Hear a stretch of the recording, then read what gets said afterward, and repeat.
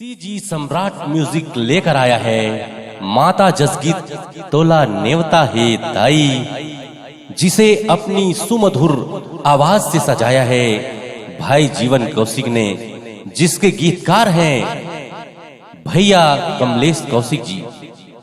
और इस गीत को अपनी सुमधुर संगीत से सजाया है मास्टर प्रिंस ने। तो दोस्तों सुनना ना भूलिएगा, हमारे चैनल को सब्सक्राइब, लाइक व शेयर जरूर करें। तोला नेवता हवे दाई, तोला नेवता हवे वो आबे नवरात तोला नेवता हवे वो।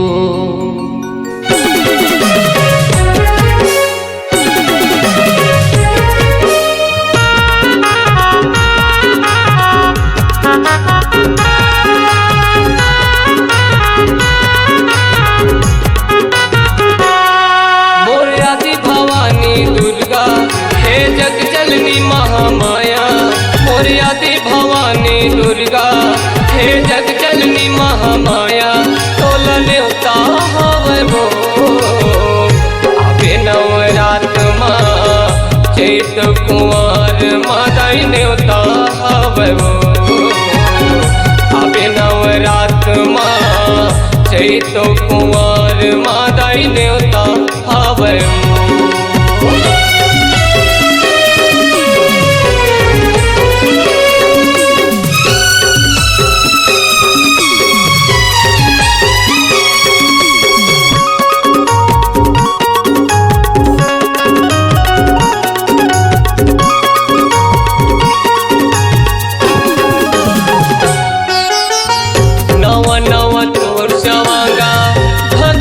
चढ़ाही वो तोर चरण माताई सारा सुख पाही वो, तोर चरण माताई सारा सुख पाही वो।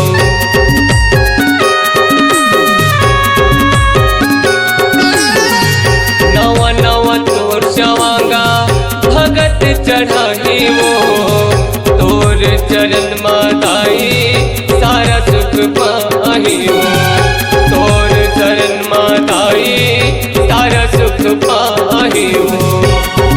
हे दुख हरनी महामाया हे सुख करनी मोर दाई, हे दुख हरनी महामाया हे सुख करनी मोर दाई, तोला नेवता हवे वो आबे नवरात चैत कुंवर मादाई नेवता हवे वो आबे नवरात चैत कुंवर मादाई नेवता हवे वो।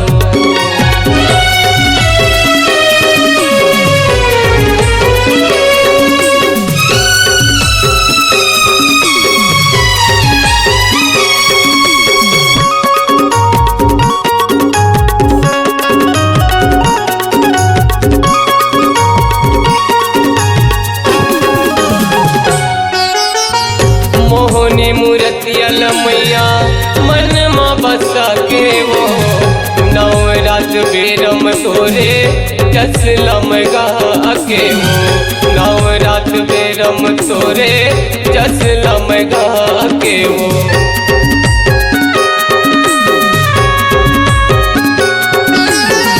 मोहनी मूर्तिया लमैया मन माँ बसा के वो नवरात बेरम तोरे जस लमगा के वो, नवरात बेरम तोरे जस लमगा के वो।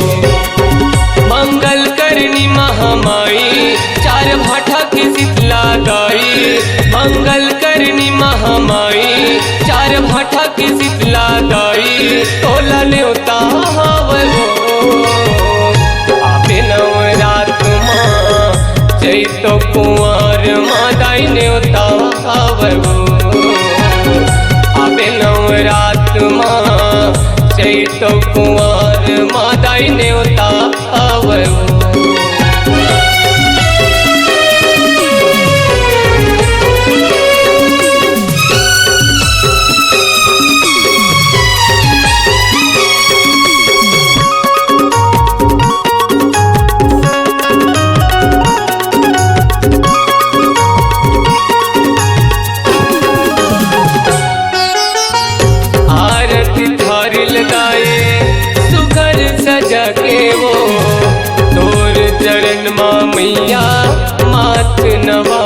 के हो तोर चरण मादाई माथ नवा के हो।